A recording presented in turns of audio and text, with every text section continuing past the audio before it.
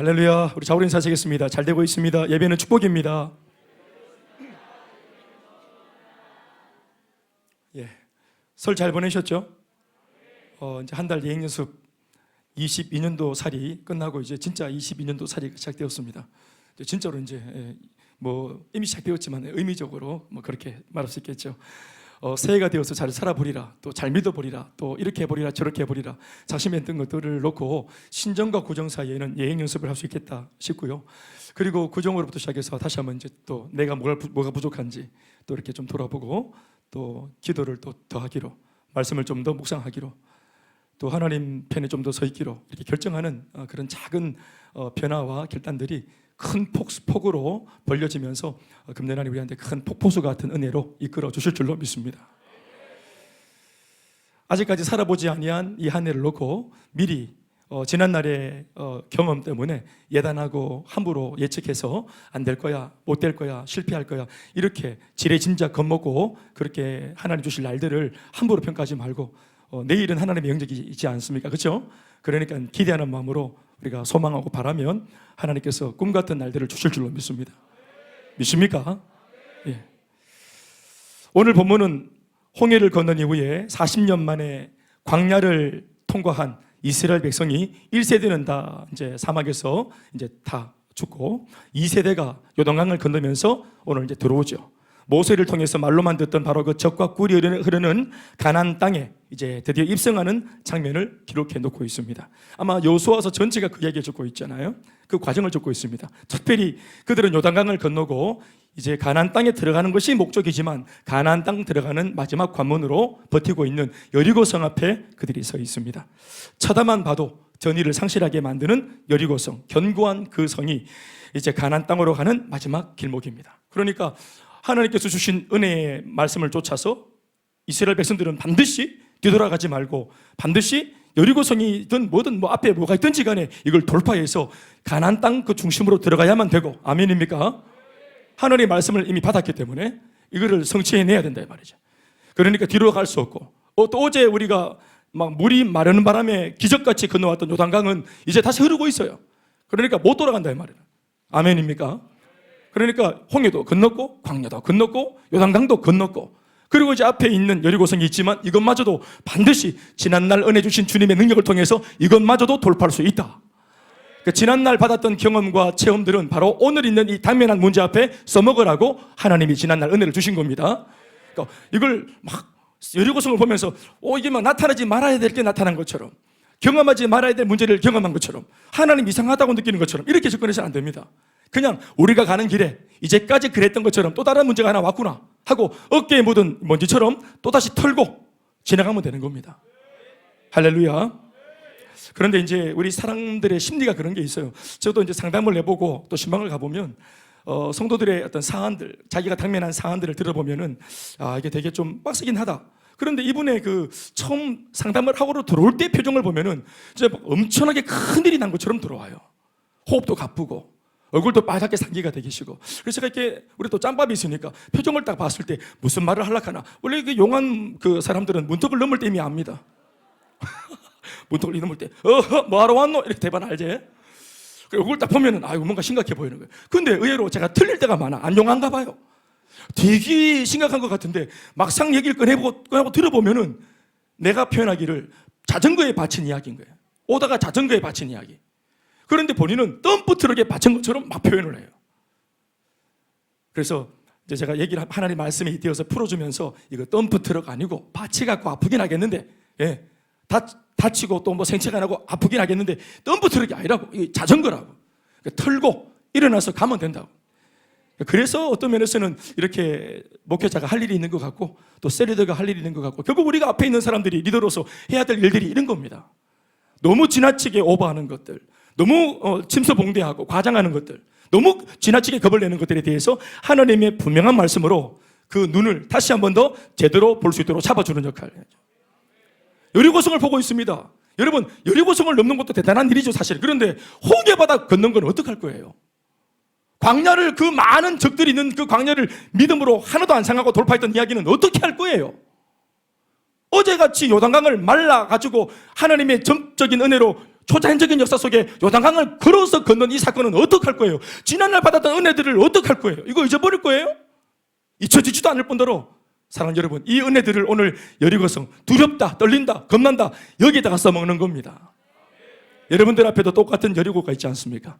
어제 은혜를 충만하게 받았는데도 오늘 반드시 돌파해야만 되는, 절대로 뒤돌아갈 수 없는, 돌파해야만 하는, 나를 위해서도 무엇보다 하나님을 위해서도 내 아내와 남편을 위해서, 내 아이를 위해서, 우리 가정을 위해서도 반드시 돌파해야만 하는 여리고가 다 있잖아요. 그래서 오늘 우리는 같은 입장에 있는 우리 모습이기 때문에 이런 말씀들을 잘 눈여겨봐야 됩니다. 제가 저 자신을 쭉 돌아보니까 한 1년 반에 한 번 정도는 제가 여리고성 얘기를 하는 것 같습니다. 1년 반 중에 한 번 정도는 여리고를 만나기 때문입니다. 주님만 부활하면 되는데 여리고도 무너졌는 게 자꾸만 부활하는 게 이 문제입니다. 뭐 그러면 어때요? 또 무너뜨리면 되지. 사랑하는 여러분, 오늘 이런 문제 앞에서 사실은 제일 마음이 부담이 되고 눌리고 또 어려움이 생길 사람은 누굴 것 같아요?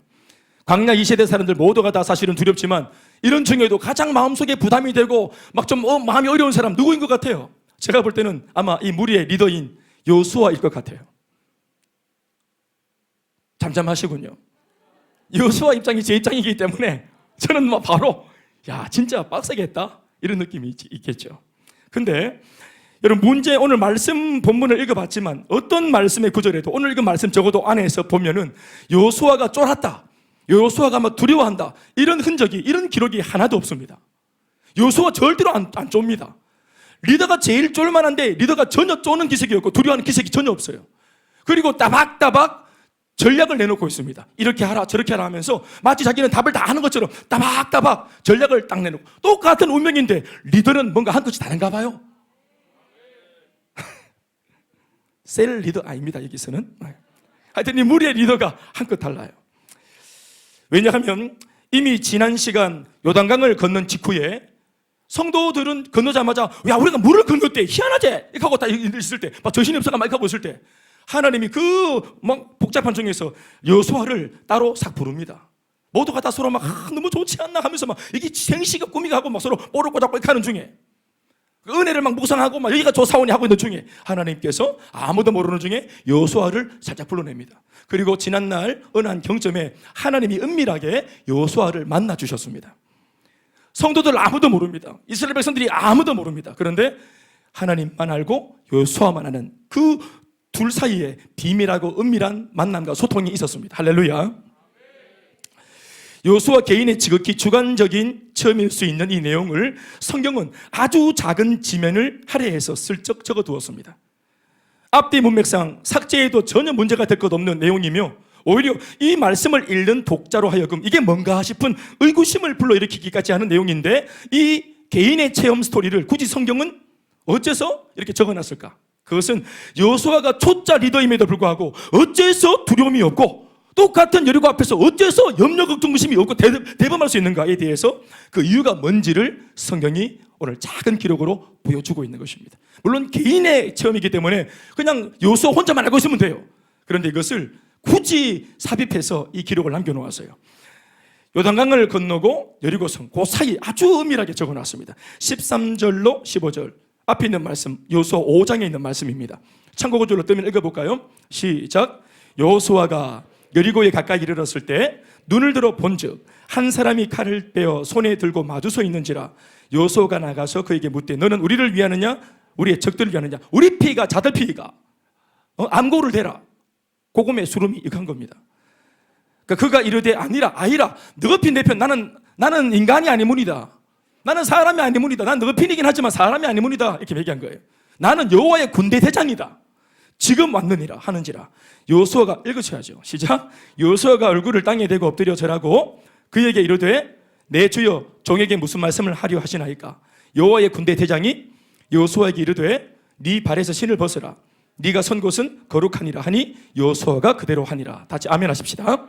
요게 바로 요단강을 건넌 직후 여리고성을 마주 대하는 그 사이, 요단과 여리고 사이에서 여호수아만 따로 하나님 앞에 본인이 개인적으로 경험한 영적인 체험입니다.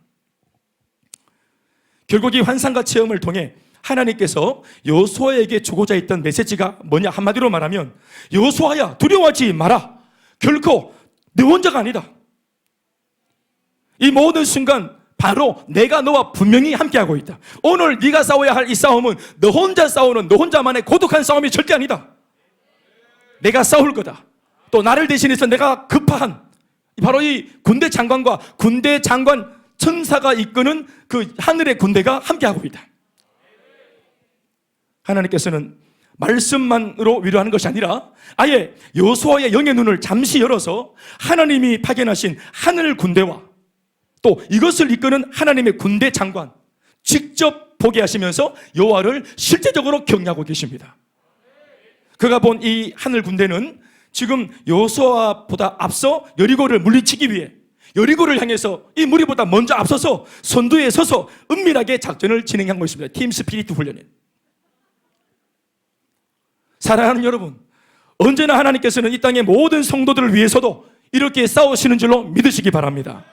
여러분, 여호수아가 오늘 저와 여러분들 대신에 잠시 먼저 본 겁니다. 아멘입니까? 성도들의 모든 상황 속에도 이 군대 장관과 군대가 함께합니다. 항상. 그런데 우리는 안 보이지만 모든 상황에 함께하는 그 하나님의 도우심이 여호수아의 개인의 체험을 통해서 이 기록을 통해서 우리 모두가 알라고 그가 대신 먼저 체험한 것뿐입니다. 그가 체험한 것은 우리의 체험이고 우리가 안 봐도 여호수아가 본 그 모습이 똑같이 성도들 모든 삶을 앞, 뒤, 좌우, 위, 아래 안팎으로 에워싸 보호하고 계십니다. 우리 앞서 싸우십니다.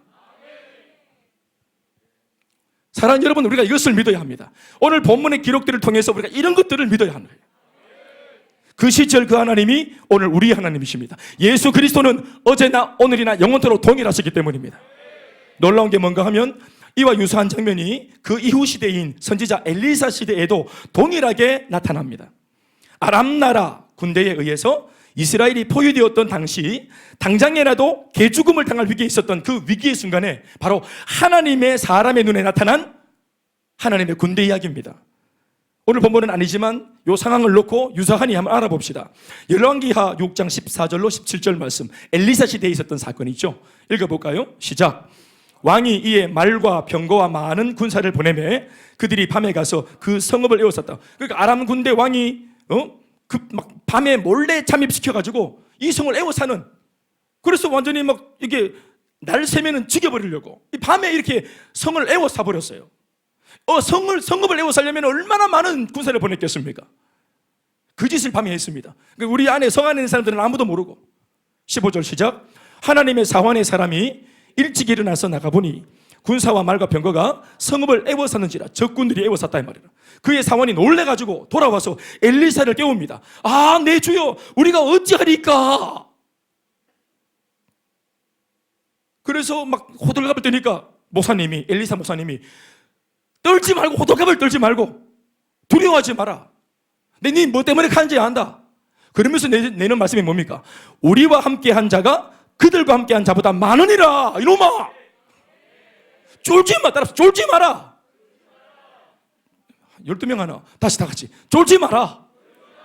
그들과 함께하는 자보다 우리와 함께하는 분이 더 강하고 많으니라. 그래서 엘리사가 이렇게 말을 해도 못 알아먹는 거예요. 이 사환이 믿음이 떨어지니까. 그래서 엘리사 목사님이 이렇게 17절에 기도하여 이르되 여호와여, 원하건대 이 영적으로 무지한 이 아이의 눈을 열어서 보게 하여 주시옵소서. 눈을 좀 뜨게 주시옵소서. 그래서 이놈 좀 믿음 좀 갖게 해주시옵소서. 여호와께서 그 청년의 눈을 여심해 그가 보니 불말과 불병거가 산에 가득하여 엘리사를 둘렀더라. 아멘입니까? 이런 말씀은 정말로 귀한 말씀이 아닐 수 없습니다. 또 힘이 되지 않는 말씀이 아니죠. 할렐루야. 힘이 되는 말씀이 아닐 수 없지. 어떻게 보면 이 내용들은 사실상 지극히 개인적인 체험들이에요. 그 옛날 여호수아 개인의 체험이고 그 옛날 엘리사 개인의 체험인데 이것이 이렇게 성경에 기록되어 있는 바람에 이 말씀을 읽고 있는 오늘의 독자인 우리들에게도 이제는 이 위대한 영적인 비밀이 공개가 되었습니다. 아, 우리들에게도 이렇게 하시는구나. 우리가 여리고 앞에 있지만 주님 먼저 싸우시는구나. 왜 이렇게 하시는 이유가 뭡니까? 왜 공개하십니까? 그것은 바로 오늘을 사는 우리의 삶에도 여호수아와 엘리사처럼 여호와 하나님의 군대가 동일하게 역사한다는 사실을 알려주기 위함인 것입니다. 그러니까 그 시대의 요수아나 엘리사보다 우리는 더 복되죠. 그들은 힌트가 없지만 우리는 힌트가 있잖아요. 기록된 말씀이 있잖아요. 모델이 있잖아요. 할렐루야. 바로 이런 연유로 인하여 하늘의 후광을 입고 믿음과 영적 배짱이 생긴 리더 여호수아는 비록 새내기 리더지만 또 경험도 부족하지만 이 영적인 체험 한 번으로 돌연 눈빛이 달라진 것입니다. 쫄지 않습니다. 눈빛이 살아있습니다. 여리고성 앞에서도. 갑자기 하나님을 경험하자 한층 더 대범해진 하나님의 사람 여호수아는 다른 것이 아닌 하나님께서 자신에게 마음으로 영감을 주신 메시지를 백성들한테 정확하게 전합니다. 그것은 여리고성을 돌파하기 위한 실제적인 하나님이 제안하신 전략 세 가지입니다. 이렇게 하면 돌파할 수 있다. 천하없는 문제도 오늘 이렇게 하면 돌파할 수 있다. 하나님이 제안하신 영감을 주신 전략 세 가지입니다. 오늘 우리 역시도 이 시간 동일하게 저마다의 사람마다 다 다르지만 저마다의 여리고를 앞에 놓고 있는 입장이기 때문에 오늘 여호수아가 제시하는 이 승리의 비법을 돌파할 수 있는 비결을 하나님이 내게 주시는 말씀으로 잘 새겨듣고 응용하고 써먹을 수 있길 주의 이름으로 축원합니다. 여리고성을 돌파하기 위한 하나님의 제안 첫 번째 전략은 여리고성을 도는 것입니다. 자, 마음에 잘 새기십시오. 여리고성을 돈다. 자, 이게 쉬운 메시지지만 들어가 보면 꽤나 깊이가 있는 말씀입니다. 왜 하나님이 여리고성을 돌아라? 그리하면 돌파할 수 있다. 첫 번째 조건, 1, 2, 3 중에서 제일 중요한 첫 번째, 그게 뭐냐면 성을 도는 것. 여러분들은 아까 아멘 했는데 여호수아가 말했을 때 이스라엘 백성들은 아멘을 못했습니다. 예? 뭐 돌았다 가나? 뭐가 돌았다 가노? 돌리랑 가나? 뭘 돌리노? 우리가 돌아랑 가나? 이 사람 서로 막 이 말귀를 못 알아들어가지고 뭘 돌려라 했었노? 여러분 정확하게 어려울 거 없습니다. 여리고성을 돌아라. 이 문제를 돌아라. 문제를 딱 놓고 문제와 딱 훌라후프 거리만큼 딱 두고 너무 멀리 가지도 말고 너무 붙지도 말고 적당한 간격을 딱 두고 딱 돌아라. 아멘입니까? 3절과 4절 말씀입니다. 언약궤를 들고 여리고성을 하루에 한 번 6일을 돌라고. 하루에 한 번 6일. 그리고 7일째는 한꺼번에 7번 돌아라. 더하면 몇 번입니까? 13번 돌아라. 정말 빡 돌겠지요? 이게 전략입니까? 하여튼 전략으로 받았습니다. 말씀 보십시다. 3절 4절 다 읽으셔야 돼. 마스크 쓰고 있다고 제가 모를 줄 압니까? 다 읽으셔야 돼. 시작. 너희 모든 군사는 그 성을 둘러 성 주위를 매일 한 번씩 돌 때 엿새 동안을 그리해라. 제사장 7은 7 양각나팔을 잡고 언약궤 앞에서 나아갈 것이요 7째 날에는 그 성을 7번 돌며 그 제사장들은 나팔을 불 것이며. 다 같이 아멘으로 받읍시다. 자, 이와 같은 명령이 떨어지자 백성들은 일제히 여호수아의 지시대로 성을 돌기 시작합니다. 성을 돕니다. 제가 아마 상상해 보건데 성을 돌지만 이 무리들이 아마 거기에는 똑같이 믿음이 있고 똑같이 성령 충만하고 안 그랬을 것 같아요. 한 반에 공부를 해도 1등이고 꼴등이지 않습니까? 일진도 있어. 언제나 안 똑같아. 머릿속에 다 같이 이렇게 하지만 하여튼 뭐 이런 표현 좀 그렇습니다만 어중이 떠중이 이런 분 다 계십니다. 거기에 정말 믿음이 있어서 눈빛 살아갖고 막 무슨 의미인지 알겠고 막 가는 분도 있고 돌을 때 이런 사람들은 돌 때부터 자태가 달라요. 근데 막 띵하해가 막 속에는 막 소화가 안 되는데 이게 뭐 전략이 계속 막 이 돈 갖고 되나 정말 빡 돌겠네. 근데 말은 못하고 왜냐하면 모두가 다 긍정으로 달려가니까 나는 분명히 이해가 안 되는데도 말은 못해. 내 혼자만 그러면 바보 되니까 믿음 되게 없는 소리 들을까봐 믿음 있는 것처럼 아 돌아라고? 돌아야지. 그럼 돌아야지. 아이 도는 거예요. 표정이 연기하면서 다 알아듣는 걸 척하면서 아멘 이렇게. 제가 양육시켜 보면은 모르는데 눈빛을 막 반짝거리면서 아멘을 연발하는 사람이 있어요. 아멘을 연발할수록 의심스러워. 아는 것 같지 않아요. 보면은. 하여튼 돕니다. 승리를 위해서 돌파하기 위해서 백성들이 행해야 했던 첫 번째 미션은 성 주변을 도는 것이에요. 그런데 짐작했던 것보다 아주 쉬운 전략이었습니다. 도는 것. 무엇보다 여러분, 이스라엘 백성들이 하나님 앞에서 어떤 위치에 있습니까? 하나님이 어떤 말씀을 하시든 그들은 순종하고 따라야 될 입장에 있죠. 그런 입장에 있는, 순종을 해야만 하는 입장에 있는 이스라엘 백성의 입장에서는 오늘 무슨 말을 하려고 샀노? 감당 못할 말을 하면 왜 하겠노? 그런데 그게 아니고 어디 요단강을 믿음으로 건넜으니까 오늘 요단강을 범하시라 하겠나? 어떻게 하겠노? 벽돌을 빼라 하겠나? 여리고성을 막 굽이 파가지고 어떤 걸 시킬까 하는데 놀라는 거예요. 땡큐지. 땡큐예요. 덤프 트럭인 줄 알았는데 목사님 말씀이 자전거라 하는 거라. 땡큐죠. 그런데 뭔가 쉬워서 좋긴 한데 한편으로는 이렇게 쉬워도 되나? 고작 이렇게 성을 도는 정도만 해도 되나 싶은, 요것만 해도 되나? 내 문제는 이렇게 큰데 요렇게만 해도 되나 싶은 뭔가 아쉬움을 갖게 하는 전략이라는 느낌은 떨칠 수 없습니다. 목사님 말씀은 항상 쉽죠. 상담해보면은 속으로 말하잖아요. 마리사, 네가 살아봐라. 근데 말을 못하고 아멘 하고 돌아가서 실행을 하면서도 야, 내 문제가 이게 이렇게 오래된 고질병인데 이렇게 한다고 되겠나? 양육 받는다고 되나? 이게 뭐 큐티한다고 되겠나? 이런 거 우리 한 번도 저한테 이런 말 한 사람은 없습니다. 그러나 그 사람의 행동을 보면은 그런 것 같아요. 뒤통수로 말합니다. 마리사 이렇게 쉬워도 되나? 솔직히 말하면, 진짜 솔직히 말하면 상식적이지 않은 전략입니다.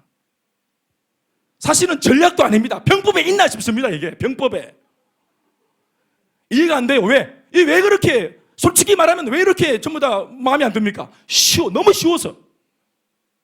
예수만 믿으면 구원받다. 그래서 우리 불교를 믿는 사람들은 택도 없다 합니다. 고행을 하고 보리스 밑에서 갈비뼈가 다 튀어나오도록 안 먹고 막 욕정을 밀어내고 열반에 이르고 해탈을 하고 해탈을 해보고 무념무상 내 속에 어떤 것도 안 들어오고 무쇠요.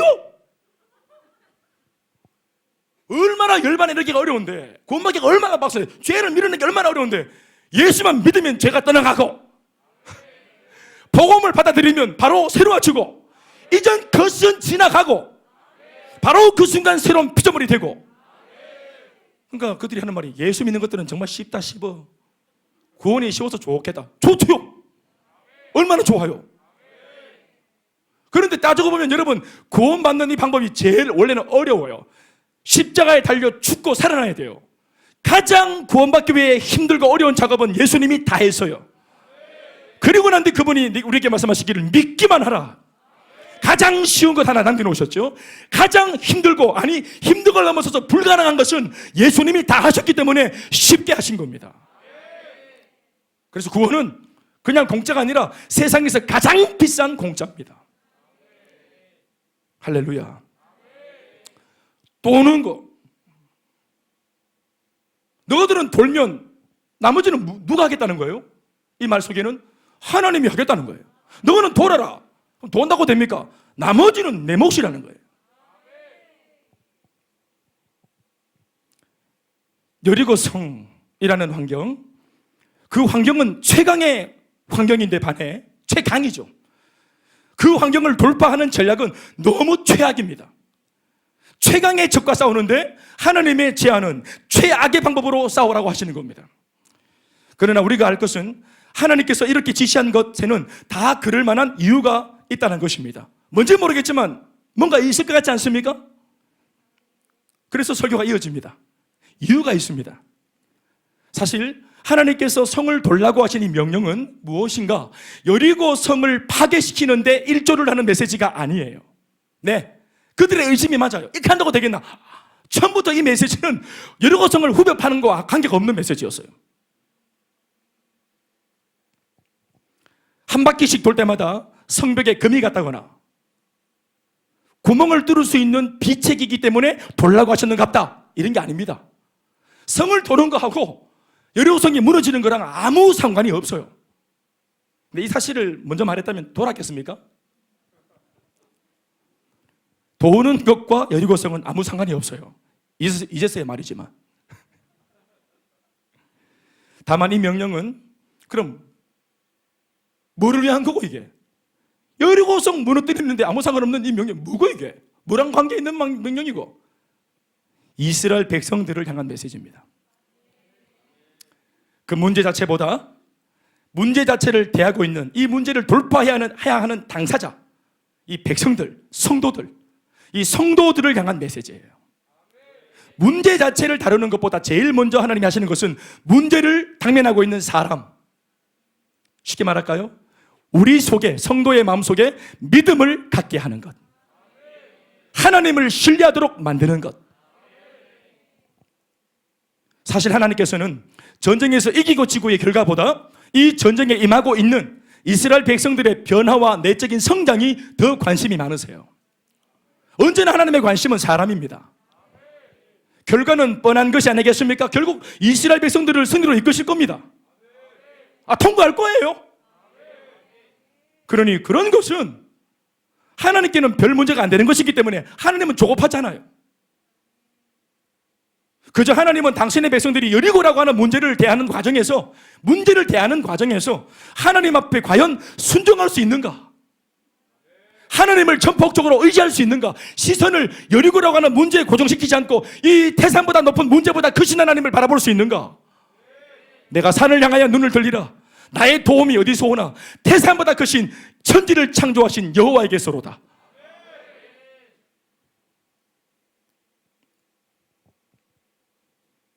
그래서 이것으로 중요한 영적 원리와 교훈 하나를 주시기를, 성도가 비록 제 아무리 거대한 문제를 만났다 하더라도 하나님의 영적인 그 명령 앞에 순종할 수만 있다면 승리할 수 있다는 사실, 이것을 그들에게 가르치고자 하신 것입니다. 문제를 해결하시는 것은 하나님이라는 사실을 알고, 다만 우리는 성도로서 하나님의 말씀 앞에 얼마나 잘 순종하느냐 하는 것, 이 부분에서 씨름을 하고 애를 써야 함을 가르치고 있는 것입니다. 문제를 돌파하려고 애쓰기 전에 먼저 순종할 수 있는가? 순종하기 위해서 강력한 나의 자아를 죽일 수 있는가? 결론적으로 이걸 보십시오. 하나님의 백성 이스라엘은요, 지금 보십시오, 여리고 앞에 있으면서도 실제로는 여리고와 싸우는 게 아니에요. 하나님께서 제일 먼저 싸움을 어디를 붙이고 있습니까? 그들 자신과 싸우거라. 너희 내면에 있는 자신과 싸워라. 먼저 문제와 싸우기 전에 너 자신과 싸워라. 어떤 자신? 믿음을 없는, 믿음이 없어 하는, 안 믿으려고 하는, 불신으로 충만한 너 자신을 먼저 꺾어라. 여리고를 무너뜨리지 말고 믿음 없는 이 자아를 무너뜨려라.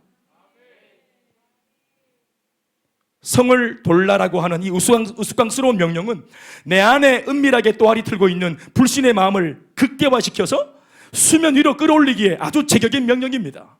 이것만큼 좋은 명령이 없어. 이것이 하나님의 지혜예요. 잘 들어보십시오. 문제는 빡센데 기도했더니 하나님은 고작 이런 식으로 솔루션을 주신다고 할 때 우리는 틀림없이 실망하고 분노하고 낙심하다가 결국 속에 있던 불신의 심경을 언젠가 한 번은 나도 모르게 입이나 행동으로 표출하고 마는 겁니다. 그렇게 해서 뼛속 깊이 숨어있던 불신들, 노예 근성들을 죄다 들추어내어 기도로 싹을 잘라버려야 합니다. 성을 돌라 어떤 역할을 합니까? 사람들 속에 숨어있는 불신, 불평, 원망, 노예 근성, 이거를 다 끄집어 올리기 위해서 말도 안 되고 가소롭고 우스꽝스러운 명령을 주신 겁니다. 우스꽝스러운 명령을 들으면 우리가 가짜거든요. 에이, 목사님의 권면이나 하나님의 말씀이나 또 셀리더의 어떤 그런 가이드나, 이게 우리가 겉으로는 표현 안 하지만 딱 들었을 때 내 마음에 안 들면 우리가 가짜나 하잖아요. 가소롭게 여기잖아요. 그러면서 내 속에 언제든지 한 번은 터져나올 수 있는, 밑에 깔려있는 침전되어 있던 이 불신앙들이 그때 그거를 계기로 올라옵니다. 뭔 말인지 알겠습니까? 결국 성을 돌라는 명령에 순종하여 실제로 성을 돌기 위해서는, 또 매일마다 이 일을 반복하기 위해서는 그 7일 동안 자신의 내면의 불신과 싸우며 그 불신의 뿌리를 모조리 뽑아내어야 도는 것이 가능합니다. 또 성을 도는 매일의 과정 속에서 그 불신을 계속해서 죽여가야 합니다.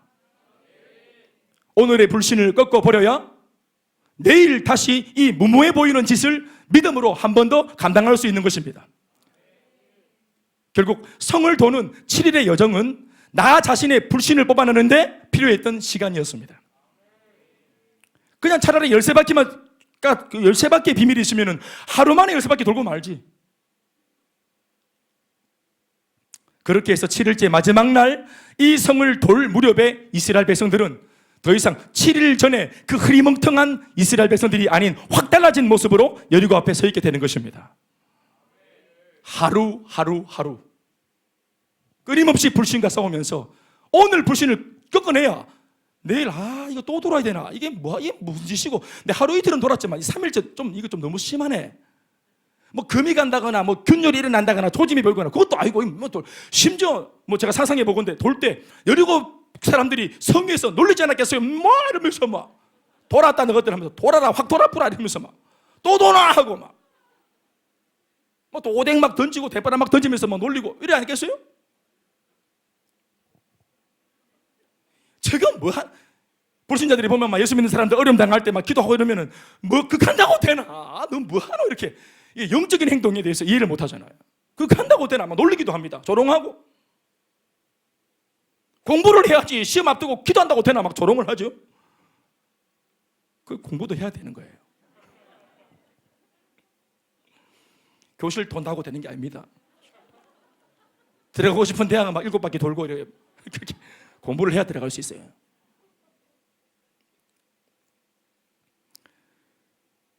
성을 돌라 하셨습니다. 이 전략이 우스꽝스럽다는 것은 하나님도 이미 압니다. 단지 하나님은 말씀하고자 하시는 겁니다. 무엇을? 너희의 이기고 지는 것이 힘의 논리가 아니라 영적인 원리에 달린 것이라는 것을 말씀하고 있는 것입니다. 여리고라고 하는 문제의 성을 돌면 그런 되는 수준으로 우습게 대우하라는 것입니다.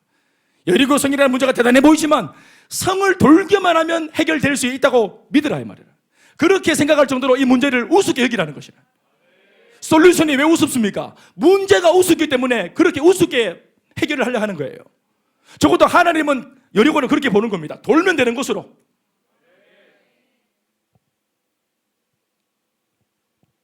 문제를 대우하지 말라는 겁니다. 우리의 생각에는 적의 수준이 최강이니까 좀 더 굉장한 방법, 좀 더 굉장한 프로그램, 좀 더 거창한 아이디어가 있어야 된다고 생각하기 십상이죠. 그러니까 이런 것을 보면 우리 스스로가 오히려 문제를 최강이라고 대우하고 있다는 사실을 알 수 있습니다. 우리가 문제를 대우합니다. 어른으로, 형님으로. 문제 앞에서 섣부른 우리의 판단, 즉 그 문제의 실체를 다 알지도 못하면서 일단 무조건 겁부터 먹고 봅니다. 우리의 두려움, 불안, 염려, 걱정 같은 이런 것들이 문제를 귀빈 대접하는 거예요.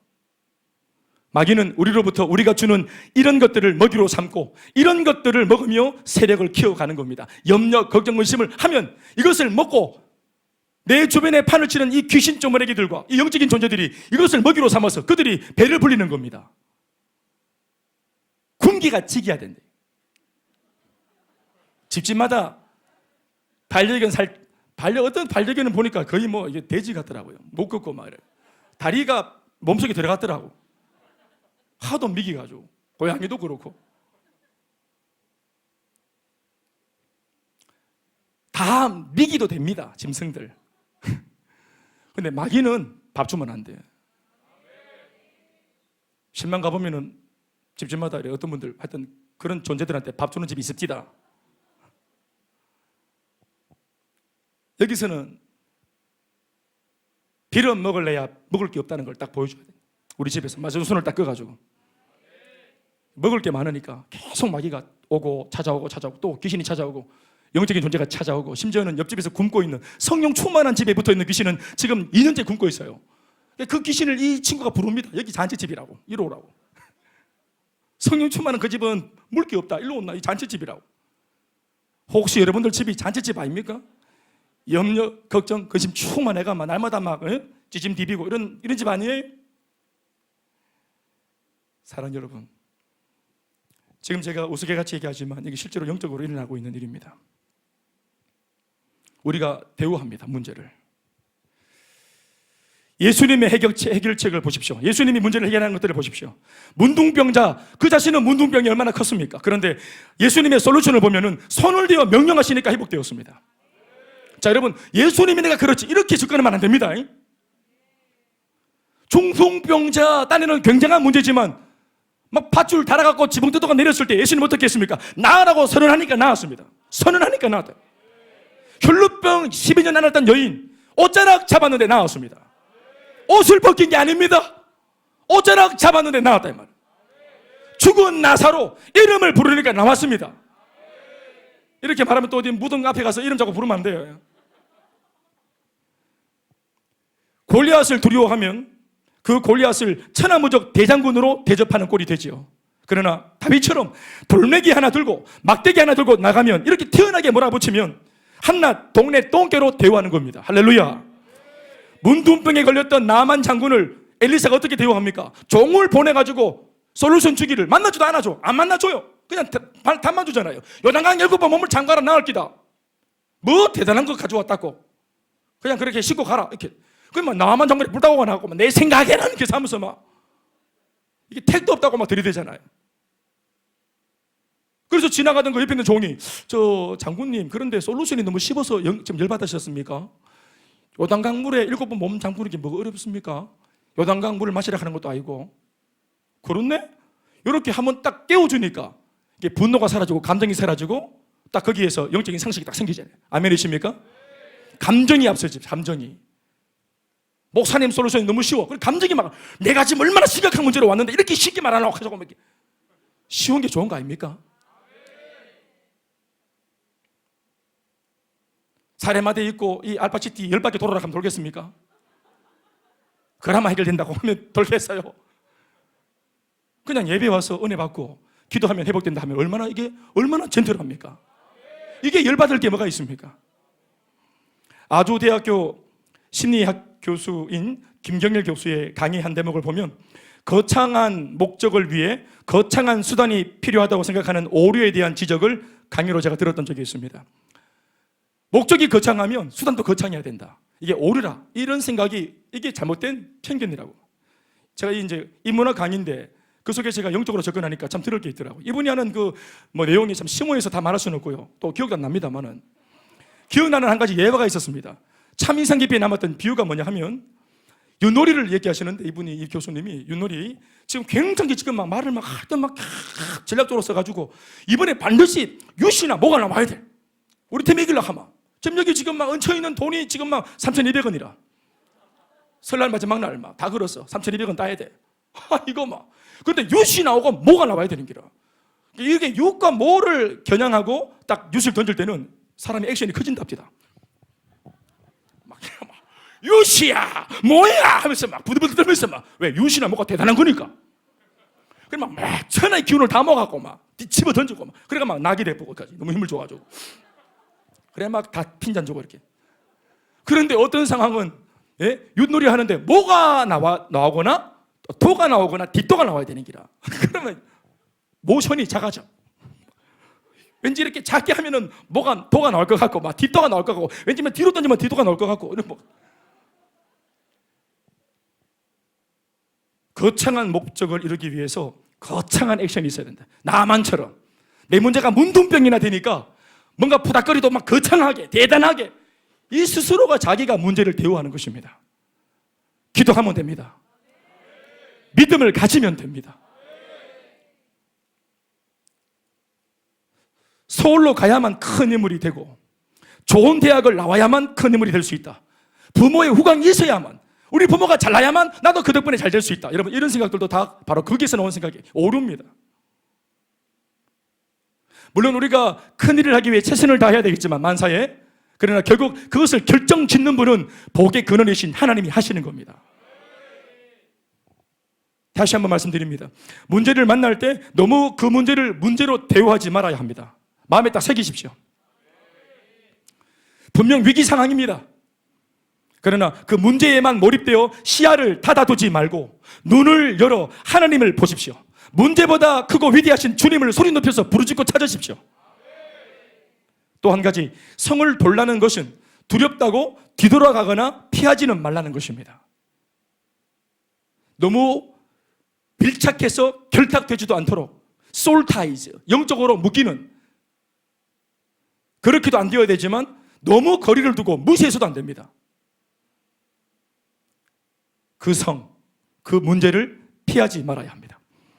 그러나 그렇다고 해서 그 성, 그 문제에 너무 몰두해서도 안 됩니다. 다른 일을 못해요. 문제를 너무 대우하는 것도, 그리고 문제를 너무 무시하는 것도, 이 두 가지 모두 양극단의 실수입니다. 문제는 오늘 이 본문의 하나님의 지혜처럼 하루 한 번 성을 도는 태도와 자세로 적당한 거리에 두고 다루어가면 됩니다. 문제가 있습니까? 하루 한 번 간절한 마음으로 성 돌듯이 그 문제를 놓고 기도하면 충분합니다. 한낱 괴로움은 그날로 족하다고 주님 말씀하셨습니다. 내일 염려는 내일 하는 것입니다. 그렇게 하루치의 분량을 순종해서 한 바퀴를 다 돌고 난 뒤에는 어떻게 하면 좋을까요, 여러분? 이어지는 하나님의 말씀을 보십시다. 6장 11절 말씀 시작. 언약 여호와의 궤가 그 성을 한 번 돌게 하고 그들이 진영으로 돌아와서 진영에서 자니라. 저는 이 자니라의 액센트를 줬습니다. 여리고 성을 도는데 뭐 얼마나 걸리겠어요, 그거? 제가 성암산 새가 빠지게 한번 올라갔다 내려오니까 1시간 딱 걸리더라고요. 땀 지질 흘리면서. 산 하나 올라가는 거 내려오는 것도 그 정도인데 뭐 얼마나 이게 성이 얼마나 크다고 성 하나 도는데 넉넉 잡아 1시간이라 합시다. 하루 24시간 중에 1시간 돌았어요. 나머지 23시간 뭐 하면 좋을까요? 자, 이게 굉장히 중요한 문제입니다. 이게 하나님의 지혜입니다. 그래서 자꾸만 시간이 많기 때문에 한 바퀴 잘 돌아서 돌 때는 할 일이 있으니까 그래도 몰두해서. 근데 시간이 23시간이 남았어요. 다음 한 바퀴는 내일 돌아야 돼요. 23시간 동안 어떻게 힘이 남아 도는데 더 돌 수 있을 것 같은데 두 번째 돌면 이게 효력이 없어요. 주님이 카운트 안 하셔. 그냥 지 혼자 지 열심히 도는 거지. 논이 장독 깬다고. 그거는 믿음이 아니라. 분명 하나님은 한 바퀴 돌라 했거든. 그 나머지 23시간은 뭐 하면 되겠어요? 물론 하나님께서 자라고 말씀하신 적은 없어요.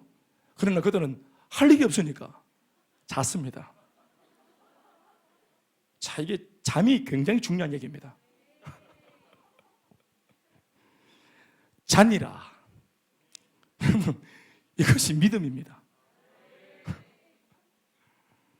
지금 우습게 보시죠? 아니, 자는 게 믿음이에요. 믿음과 배짱이 없이는 못 잡니다. 태산 같은 문제를 눈앞에 두고 어떻게 살 수 있겠습니까?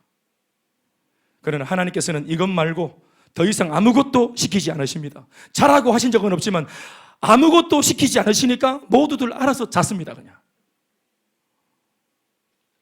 자봤는데 괜찮아요. 자줘요. 만에 하나 도는 것, 성을 도는 것, 이 자체에 무슨 승리의 비책이 있었다면 백성들은 남아도는 시간과 남아도는 체력으로 하루에 한 바퀴가 아니라 100번도 돌 수 있었을 겁니다. 그런 태세예요. 생명이 걸렸는데. 그러나 하라고 하신 것은 틀림없이 해내고 그리고 나서는 가만히 있는 것, 비록 더 할 수 있어도 하지 않아 보는 것, 멈추어 보는 것, 그러면서 하나님이 일하시는 것을 바라볼 수 있는 영적인 시야를 가지는 것. 백성들은 그렇게 돌고 가만히 자고 가만히 멈추어 있으면서 하나님이 주시는 은혜들을 배워가는 겁니다. 믿음의 세계가 설친다고 되는 게 아닙니다. 어떤 문제는 우리가 힘주어 설친다고 되는 게 아니라, 성을 돌라는 이 명령에서 가장 힘든 부분은 성을 도는 것 자체가 아니라 성을 돌고 난 뒤 나머지 수많은 더 많은 시간 동안 내 안에 찾아드는 쓸데없는 생각과 판단과 불신을 죽이는 작업입니다. 이것이 비밀이에요. 돌라 말고 안 돌 때, 돌고 사이 안 돌 때 이거를 어떻게 해결하는가, 거기에서 하나님을 바라보게 되고 나를 죽이게 되는 것이라 이 말. 자아를 죽이고 하나님을 막 못 앉아지고 막 돌았으면 좋겠고 막 땅이라도 팔까 싶고 막 성에 막 그냥 막 정이라도 꼽을까 싶고 막 어떻게 하고 싶은데 이거 아무것도 안 하는 게 하나님만 바라보는 연습.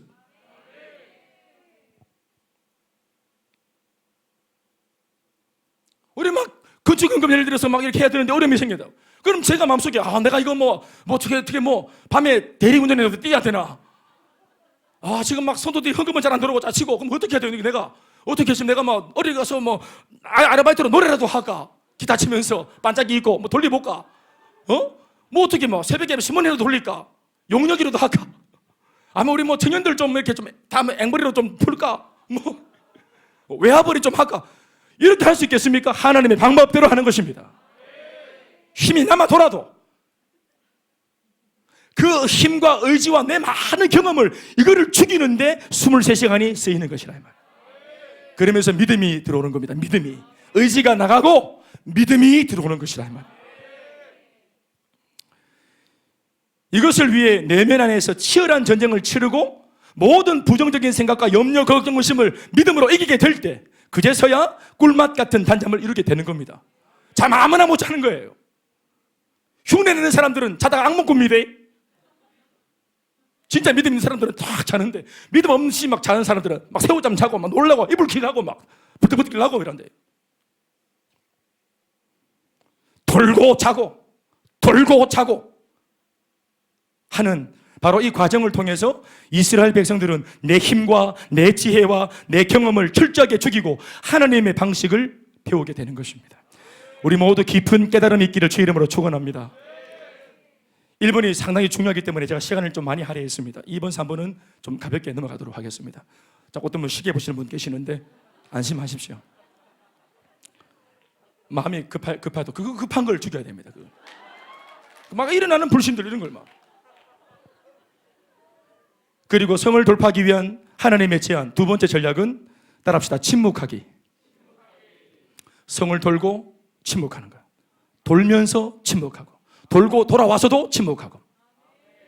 10절 상반절입니다. 시작. 여호수아가 백성에게 명령하여 이르되 너희는 외치지 말며 너희 음성을 들리게 하지 말며 너희 입에서 아무 말도 내지 말라. 여기까지.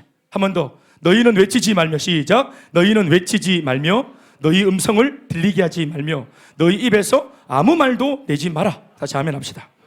이게 두 번째 전략입니다. 돌고 또 돌면서 두 번째 전략 바로 같이 병행되어지는데 입을 꽉 다물고 소리 내지 말고 입에서 어떤 말도 내지 말고 도는 겁니다. 우리는 사람이나 상황을 쉽게 판단하고 함부로 평가하려고 하는 나쁜 습성이 몸에 배어있는 죄의 유전자가 이미 몸에 배어있는 죄인들입니다. 당시 이스라엘 백성들은 말할 것도 없고 광야 2세대 그 사람들, 여리고 성 앞에 있던 당시 이스라엘 백성들은 하나님의 섭리와 하나님의 일하심을 다 이해하지 못할 정도로 미안한 말이지만 미숙한 성도였습니다. 대단한 성도가 아니에요. 그래서 깊이 영적으로 사고하지 못하고 멀리 영적인 해안으로 내다보질 못합니다. 그런데도 무언가 대단히 자신들은 스스로가 많이 아는 것 마냥 자꾸만 오늘 본 것과 오늘 들은 것에 대해서 끊임없이 자신의 수준으로 평가하려고 듭니다. 매우 경솔한 태도입니다. 한 바퀴 돌고 나서 평가합니다. 오늘 잘 돌았나 못 돌았나, 내일은 어떻게 돌 건가, 오늘 돌 때 미세먼지가 얼마나 발생했는가 이러고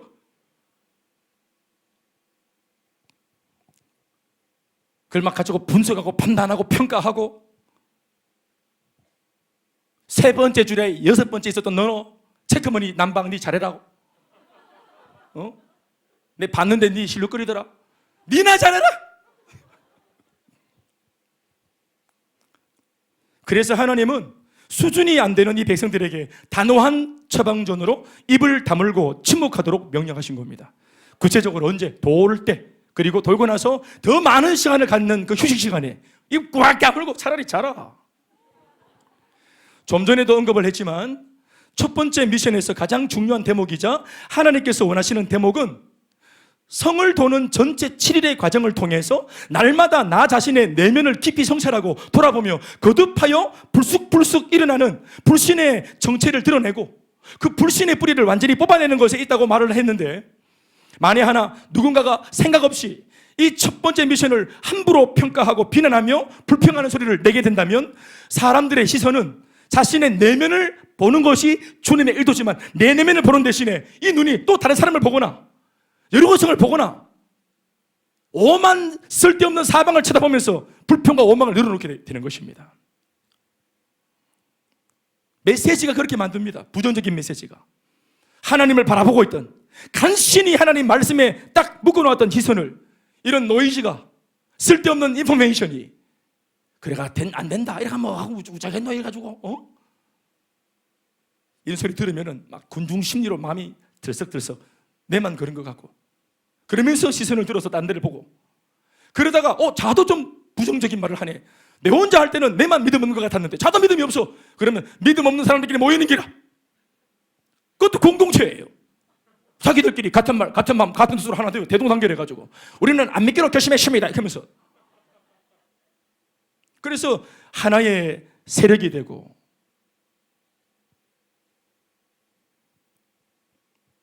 지금 안 그래도 다 100% 믿는 게 아니거든. 돌면서도 불안해요. 그런데 나 못 믿겠다 하면 한 사람이 용기를 내지. 그러면 다 용기를 냅니다.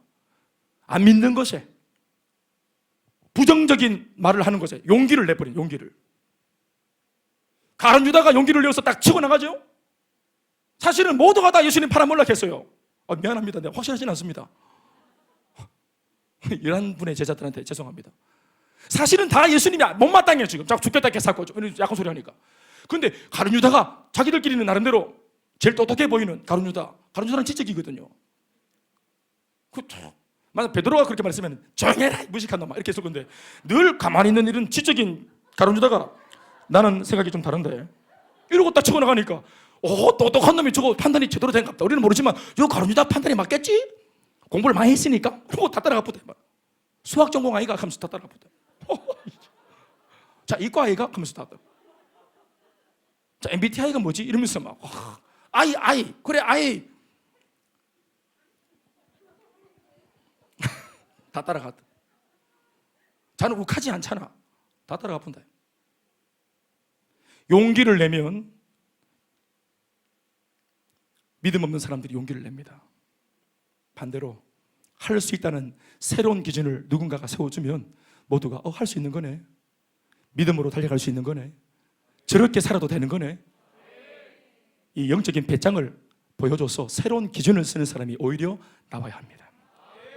그러나 그들은 그런 수준이 없었기 때문에 그냥 차라리 입을 다물고 있으라고 한 겁니다.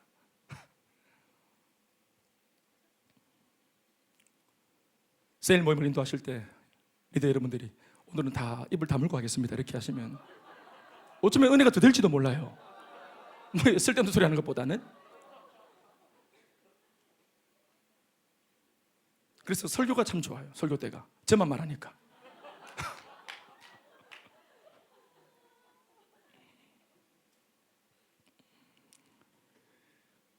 부정적인 말은 쉽게 전파되기가 십상이고, 한순간에 공동체 전체를 군중 심리에 동화되게 만들고 하나님을 대적하고 배교하는 결과를 만들어버립니다. 특히나 이런 부분은 대대로 이스라엘 백성들의 점의 특허라고 할 정도로 역사와 전통이 깊죠.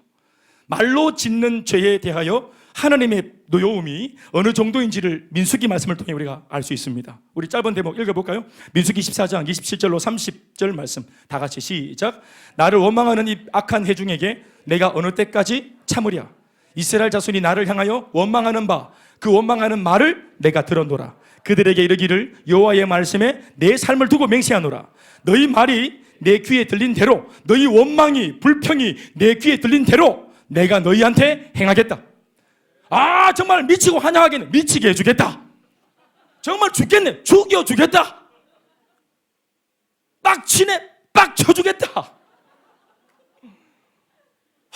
환장하게 해주겠다. 내 진짜 막 애꺼봐서 못 믿겠네. 내가 너희 평생 못 믿게 해주겠다. 믿음이 안 생기게 해주마. 내가 내 귀에 들린 대로 내 그대로 행하겠다. 제가 한 말보다 더 심한 말입니다. 29절 보십시오. 시작. 너희 시체가 이 광야에 엎드러질 것이라. 너희 중에서 20세 이상으로서 계수된 자, 곧 나를 원망한 자 전부가 여분네 아들 갈렙과 눈의 아들 요수아 외에 두 사람 외에는 내가 맹세하여 너희에게 살게 하리라 한 땅에, 가나안 땅에 결단코 들어가지 못. 이것 때문에, 이 말씀 때문에 1세대가 아무도 못 들어간 거예요. 이 두 사람 말고는. 이렇게 해서 하나님 하셨어요. 솔직히 안 믿긴다면 입을 다물고 침묵을 하면서라도 순종하는 것이 그렇지 않은 것보다 유익합니다. 여러분, 안 믿길 때 있잖아요. 안 믿길 때는 입을 딱 침묵하고서라도 따라가 보는 겁니다. 진짜 판단 함부로 하지 말고. 이해가 안 된다는 말은 이해를 못하는 그 사람 자신의 문제입니다. 하나님은 다 계획이 있습니다. 이 일은 영적인 일이기 때문에 영적인 지혜가 없이는 알려줘도 모르고 결코 몰라요. 하나님이 무능한 것이 아니라 내가 무지하고 내가 부족해서 이해가 안 되는 겁니다. 그래서 이해가 안 돼도 일단 순종해 보면 그 순종 넘어 일어나는 결과를 보면서 우리는 비로소 하나님의 지혜와 위대하심을 깨닫게 됩니다. 순종해 보면 아는 거예요. 믿어 보면 아는 겁니다. 믿음이 없이는 하나님을 기쁘시게 못하나니 하나님께 나오는 자는 하나님이 살아계신 것과 그에게 나오는 자들에게 상 주시는 이심을 믿어야 할지니라. 지난 광야 시절 광야 1세대에게 배운 말을 지금의 2세대는 깨끗하게 버리고 새롭게 될 필요가 있습니다. 1세대의 언어는 광야에서 죽어버린 그 1세대의 언어는 전부 다가 불신의 말, 불평하는 말, 낙심시키고 좌절시키는 말, 하나님의 노여움을 사는 그런 세속적인 말이지 않았습니까? 지금 2세대의 부모들 말입니다. 지금 이 광야 2세대는 옹알이를 하면서부터 광야에서 태어났기 때문에 옹알이를 할 때부터 1세대 부모 세대들의 말을 듣고 자랐고 심지어 얼마 전까지도 그 영향력 아래에 있었습니다. 얼마나 불평을 많이 하는지. 그러나 이제부터 그들은 가나안을 정복하여 새로운 시대의 주역들로 세워질 인물들이 아닙니까? 장차 가나안의 주인이 될 사람들 아닙니까? 정복자가 될 사람들입니다. 지금 2세대 말입니다. 아멘입니까? 가나안의 주인이자 이 땅의 정복자라고 하는 새로운 신분을 갖게 되는 것 참 좋은 일이지만 이런 새로운 신분에는 그 신분과 이름이 요구하는 품격이라는 것이 있어요. 무엇보다 말의 품격, 이것이 있습니다. 노예의 언어, 1세대 사람들의 말, 노예의 언어, 애굽에서 배웠던 말들, 원망, 불평, 짜증, 낙심, 좌절, 포기하는 것, 그건 노예 언어입니다. 또 광야에서 떠돌던 나그네 때 했던 언어들, 나그네 때와 떠돌이의 언어를 버리고 지금부터 생명의 언어를 2세대는 입에 담아야 합니다. 그래서 하나님은 먼저 이들의 입을 먼저는 닫게 하신 겁니다. 이거 그냥 이런 제재를 안 가하면 분명히 돌면서 1세대한테 배웠던 말 그 다 튀어나옵니다. 또 막 안 된다, 못한다, 할 수 없다, 막 짜증내고 막 하나님 겁박하고 막 불평하고. 하나님을 모를 때 세상에서 내 감정대로 해대던 말, 내 기분대로 해대던 언어, 내가 말하는데 누가 뭐라 그러겠어 하고 막 말하던 거, 나는 그래도 뒤끝은 없잖아 하면서 막 심한 말해서 악한 날에 막 다 떨어지게 만들고 막 뒤끝 얘기할 게 없어. 이미 앞날에 악한 날에 다 나가 떨어져가지고. 세상에서 배웠던 폭력적인 말들, 음담패설들, 사람들을 농락하고 낙심시키고 잡아뜨리는 말들, 가슴에 비수를 꽂아내는 말들, 이제 이런 언어는 오늘 2세대 이들은 이 사막에다가 오늘 다 파묻어야 됩니다. 하나님의 사람들의 입에는 새로운 생명의 언어가 쏟아져 나와야 합니다. 이 세상 사람들이 한 번도 들어보지 못했던 말을 오직 우리 예수 믿는 사람들, 우리가 우리 입에서 선포해야 됩니다. 할 수 있다. 그럼에도 될 수 있다.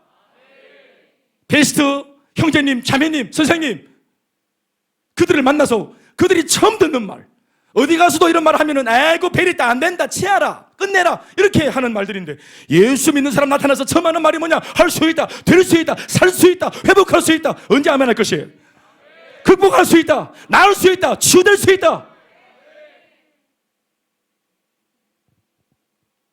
결코 쉽게 할 수 없는 말, 세상 사람들 책임질 수 없기 때문에 함부로 못하는 말, 그래서 현실적으로만 해대던 말, 이 정도 사안은 내가 딱 보기 안 되겠는데 뭐 그렇게 말해야지, 괜히 희망 고문하지 말고. 그들은 그렇게 말합니다. 아니요, 믿음 안에서 그들이 그렇게 말할지라도 우리 예수 안에 있는 사람들은 할 수 있다면, 천하가 안 된다 해도, 세상 모두가 끝났다 해도 우리 주님 역사하시면 될 수 있어요.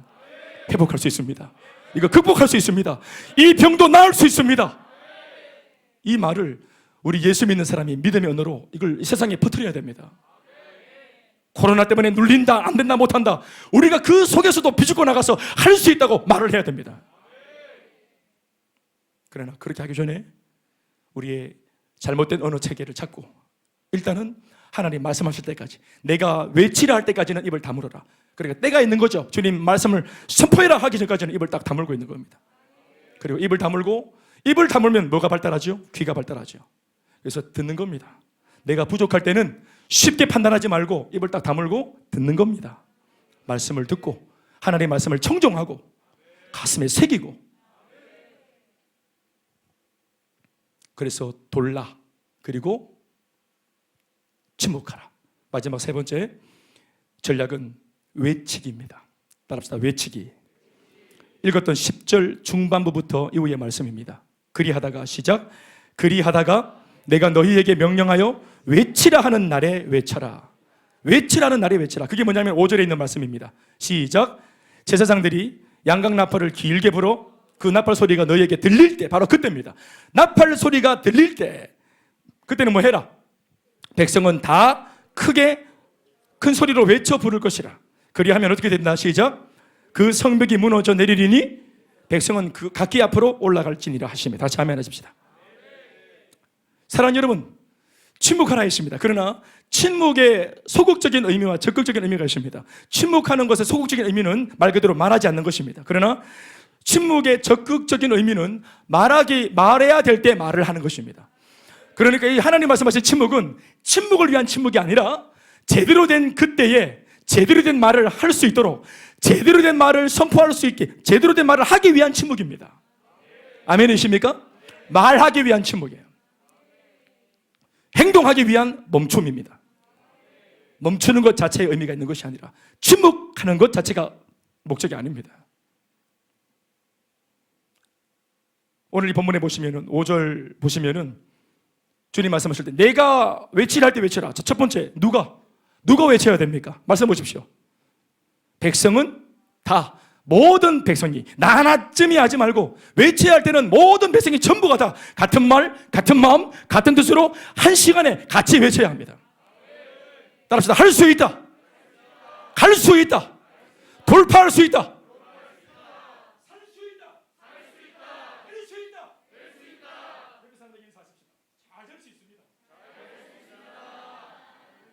회복할 수 있습니다.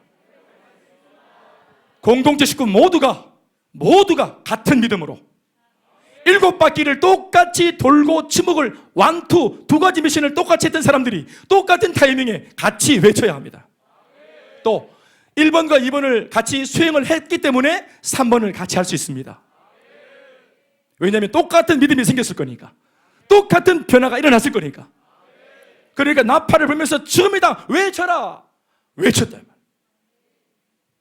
그리고 언제 외치라 했습니까? 보면은 그 나팔 소리가 너희에게 들릴 때가 있습니다. 나팔 소리가 들릴 때, 쉽게 말하면 하나님의 때입니다. 나의 때가 아니라 하나님이 지금이라고 말할 때, 제사장들이 부는 양각 나팔 소리가 너희에게 들릴 때, 목회자를 통해서 하나님께서 비전을 제시하실 때, 선교다 할 때, 행복 모임이다 할 때, 건축이다 할 때, 구제다 할 때, 예배다 할 때, 할렐루야. 그리고 어떻게 하라 합니까? 외칠 때 큰 소리로 외쳐라 합니다. 내가 누구인지를 세상에 드러내야 됩니다. 소리를 내어서. 아멘입니까?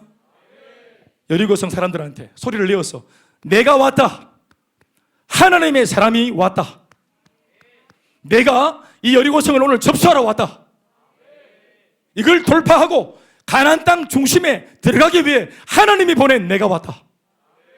할렐루야. 자기의 정체를 드러내는 겁니다. 나는 하나님의 사람이다. 나는 성도다. 나는 우리 교회 셀리더다. 나는 우리 교회 국장이다. 나는 훈련받은 사람이다. 나는 비전의 사람이다.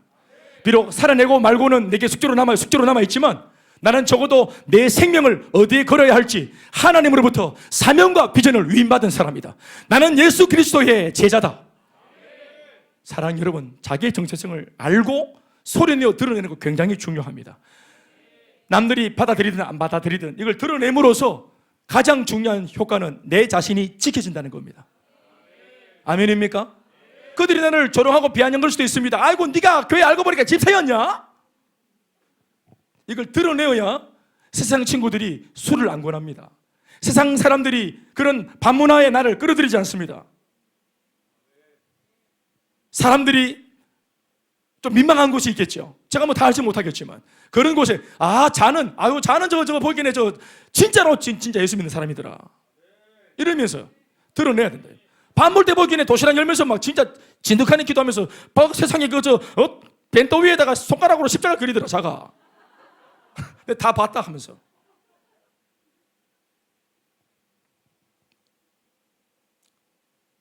사랑하는 여러분, 우리가 이렇게 내 자신을 드러냄으로써 손해를 볼 수도 있겠죠, 어떻게 보면은. 그러나 이제 곧 정복자가 될 사람들이라면 숨겨서는 안 됩니다. 우리가 말씀을 맺으면서 한 가지 분명히 알 것은 뭐예요? 우리가 여러 가지 전략을 말했지만 이미 여리고성 사람들은 이미 뭐 하고 있는 줄 아시죠? 여리고성 사람들은 이미 뭐 할 준비가 되어 있어요. 라합의 말을 들어보셨죠? 이미 자기는 전쟁에서 패배할 준비가 다 되어 있습니다. 여리고성 사람들이. 여리고성 사람들 지금 준비하고 있습니다. 패배할 준비. 이 성을 빼앗길 준비 다 하고 있습니다. 왜? 이미 그들의 홍해를 건넜던 사건, 광야를 건넜던 사건, 이방인들을 물리쳤던 사건, 요단강을 자기들이 요단강 눈으로 봤어요. 그러니까 소문으로 듣던 자들이 진짜네. 이걸 여리고성 사람들도 다 보았습니다. 다 들었습니다. 자기들은 끝났다고 생각합니다. 이러한 상황에서 제일 중요한 건 뭐가 남았어요? 정작 우리가 두려워하지 않는 것만 남았대요. 저기 저렇게 떨고 있는데 우리가 왜 두려워합니까? 이런 말씀의 기록들은 오늘 이런 말씀의 전후 맥락을 다 읽고 있는 독자인 우리들한테는 굉장히 주는 것들이 많아요. 당시 그들은 아까도 말했지만 소스가 없었고 그들은 모델이 없었잖아요. 그들은 읽을 책이 없었습니다. 근데 우리는 성경을 통해서 우리가 비록 여리고를 만나도 우리가 믿음으로 승부하면 이 여리고가 어떻게 될지 우리는 이미 다 알고 있습니다. 알고 하는 거예요. 알고 하는 전쟁입니다. 저도 물론 한 번씩 요즘에 그 스포츠 TV를 들어보니까 얼마 전에 옛날에 했던 그 아시아 대회 일본과 한국 결승전 축구 이런 거 막 합니다. 한국이 이겼어요. 금메달 땄거든요. 알아요. 내 그거 실시간으로 보고 막 흥분했더랬어요. 근데 지금 봐도 막 가슴이 막 떨립니다. 지금 어떻게 하나 싶고 막 정신 차려 재방송이다 재방송. 이겼지. 심지어 20년 전에 그때 이거 스페인하고 할 때 이거 프리킥 차고 그거 할 때 그거 한 골씩 넣을 때 막 초미골 두고 넘어가더라고. 호아킨 선수가 눈 깜빡깜빡거리면서 자신 없어 하다가 그거 이훈재가 딱 막아내고 막 했잖아요. 그거 다 알아요. 재방송도 많이 봤어. 그런데 오늘 보는데도 이게 막 손발이 막 저리더라고. 우리가 그래요. 할 수 있다. 될 수 있다. 홍해를 건너고 요단강을 건너고 막 신천을 건너고 또 남천을 건너고 막 강이랑 강을 다 건너고 은혜를 그렇게 받아도 오늘 문제를 만나면 한 번도 은혜를 받은 적이 없는 사람인 것처럼 또 우리 또 그렇게 불안한. 근데 이게 이상하거나 믿음이 없네 이게 아니고 사람은 다 그래요. 사실은 여수아도 그래요. 그래서 하나님께서 어떻게 하셨어요? 은밀하게 오셔가지고 손을 탁 잡으면서 일로 오너라. 그리고 신분증 딱 보여주면서 군대 장관, FBI, 우리 저 숲속에 저 제군들 휙 하니까 속이는 필승 군대가 막 여수아 장군이 명령만 하십시오. 우리 바로 막 끝내볼게 오늘 막 안도가 된다. 우리 하나님께서 우리 앞에 이렇게 일하고 계십니다. 그분은 실수하지 않습니다. 하나님의 군대는 한 번도 재본 적이 없는 군대입니다. 백전백승의 전승의 군대입니다. 그 하나님의 군대가 우리와 함께합니다. 이 군대가 이름이 뭡니까? 마하나임, 하나님의 군대. 금년 한 해 22년도 전체를 이 여호와의 군대가 잡고 있습니다. 그래서 저는 이것을 근거로 이렇게 인사합니다. 잘 되고 있습니다. 더 잘 될 줄 믿습니다. 기도하면 됩니다. 모든 영광을 하나님께.